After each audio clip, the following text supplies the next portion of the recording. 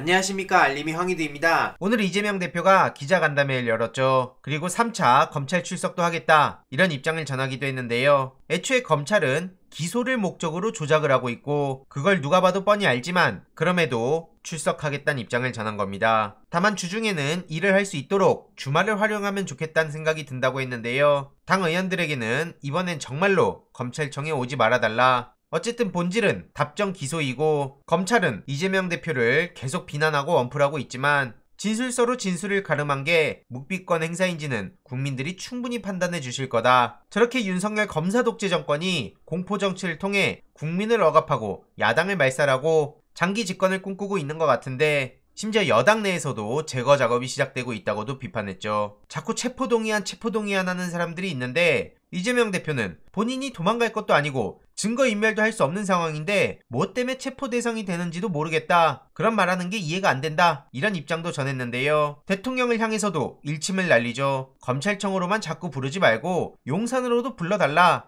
최근 30조 민생회복 프로젝트 제안뿐만 아니라 난방비 폭탄에 대한 대책 등 대화를 하자고 하고 있지만 오히려 정부 여당이 거절하고 있는 게 현실입니다. 이러니 많은 시민들은 영수회담 제의에도 무서워서 못 만나는 윤석열 대통령, 정말 비겁하다, 무책임하다, 이런 반응들이 이어지고 있고요. 이해로도 대통령실에선 김의겸 의원을 향해 고발장을 접수한다는 소식을 전하지 않았습니까? 오늘 오후 3시에 고발장을 접수한다고 하는데요. 김의겸 의원은 환영한다, 오히려 김건희 씨의 민낯을 제대로 파헤쳐 볼 수 있는 일종의 기회다, 한마디로 떡밥을 던졌다는 반응도 나오고 있습니다. 그런데 정말 기가 막힌 건 반복해서 허위사실 유포하고 고발을 환영한다고 조롱하는 건 2차 가해다, 대통령실은 또 이런 얘기를 하고 있는데요. 그럼 본인들이 여태까지 이재명 대표를 향해서 저질렀던 수많은 만행들, 그건 몇 차 가해입니까? 하여튼 저렇게 셀프 디스만 하는 게 현실이고요. 심지어 정진석 비대위원장은 김의겸 의원을 향해 공인으로서 사인으로서 결함투성이다, 김의겸 의원이 제1야당 대변인으로 계속 입을 열고 있는 건 한국 정치의 불가사의다, 이런 얘기를 하면서 대통령과 대통령 부인을 겨냥해 인격살인적인 거짓 폭로를 했고 도대체 이런 건 어디서 배운 행패냐, 이렇게 비난한 거죠. 제가 이게 정말 어처구니가 없는 건 다른 사람도 아니고 정진석은 이런 말 할 자격이 없다는 겁니다. 오는 3월 2일에 첫 재판을 하는데 그 이유가 바로 노무현 전 대통령을 향해 끔찍한 망언을 쏟아내고 가족분들에게 엄청난 상처를 준 장본인이기 때문이죠. 그래서 노무현 전 대통령의 유족분들은 정진석 씨를 사자명예훼손 혐의로 고소를 한 바 있습니다. 정치적 가해 당사자가 오히려 피해자를 다시 짓밟는 일은 용납하기 어렵다, 이런 입장을 전하기도 했는데 당연히 이에 대해서도 많은 비판의 목소리가 이어지고 있고요. 최근 친일 옹호 발언 논란으로 많은 비판을 불러온 바도 있는데 저런 인간들이 출세한다는 것 자체가 대한민국의 현실을 그대로 보여주는 거라고 생각합니다. 어쨌든 민주당 박홍근 원내대표는 다음 달 1일 김건희 주가 조작 TF 출범을 예고했고요. 법 앞에 모두가 평등하다, 성역 없는 진실 규명이 제일 중요하다, 그래서 국민 기대에 부합하기 위해 모든 방안을 강구하겠다. 그리고 앞에 말씀드렸던 우리기술 주가 조작 의혹은 야당이 언급한 게 아니라 도이치 사건 공판검사가 추가 의혹을 제기한 건데 이 모든 것도 민주당이 뒤집어 씌우게 하고 있죠. 그래서 이에 대해서 윤석열 검찰과 국민의힘에 따박따박 비판을 하고 있는 상황입니다. 그리고 오늘 오전 김어준의 겸유공에 오랜만에 유시민 작가가 출연했죠. 그러면서 윤석열 정부의 보건복지 정책에 대해 조목조목 비판하는데요. 보건복지부 대통령 업무보고 내용을 꼼꼼히 살펴본 결과 선별복지 하겠다, 보장성은 줄이겠다, 국민연금 보험료는 올릴 테니 돈 더 내놔라, 이런 얘기들이 담겨 있었다 라고 설명했고요.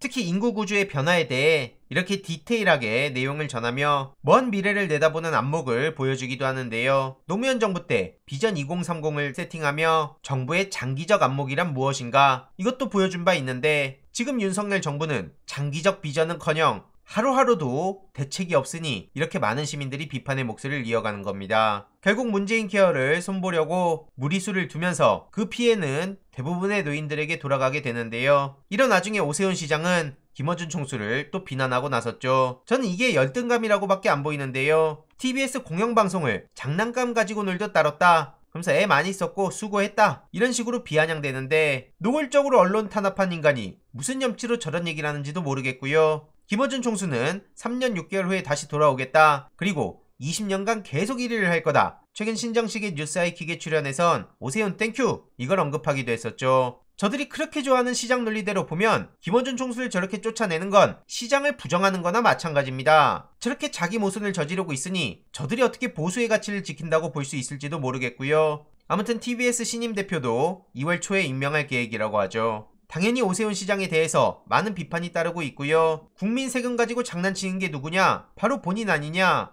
이런 지적도 이어질 수밖에 없는 게 최근 이런 단독 보도가 나왔기 때문입니다. 75억 쓴 시장 공간 10억 또 리모델링을 한다는 내용인데요. 공간을 쓰지 않겠다, 이런 얘기를 했던 오세훈 시장이 오는 3월 한남동 공간에 입주한다고 합니다. 그런데 건물 신축과 리모델링에 수십억 원이 투입된 데다 정밀 안전진단을 이유로 기존 입주해 있던 기업들을 모두 내보낸 것으로 확인됐고요. 이러니 국민 혈세 알기를 자기 돈으로 알고 마구 쓰는구나. 저런 인간이 김어준 총수에게 택도 없는 비난을 퍼부을 자격이나 있습니까? 어쨌든 김어준 총수는 오늘도 새로운 역사를 써가고 있는 상황이고요. 추가적인 소식 계속 전해드리도록 하겠습니다. 이번 내용도 유익했다면 구독, 좋아요, 알림 설정, 멤버십 가입 정말 큰 힘이 된다는 점 말씀드리고 싶습니다. 주위에 널리 공유 부탁드립니다.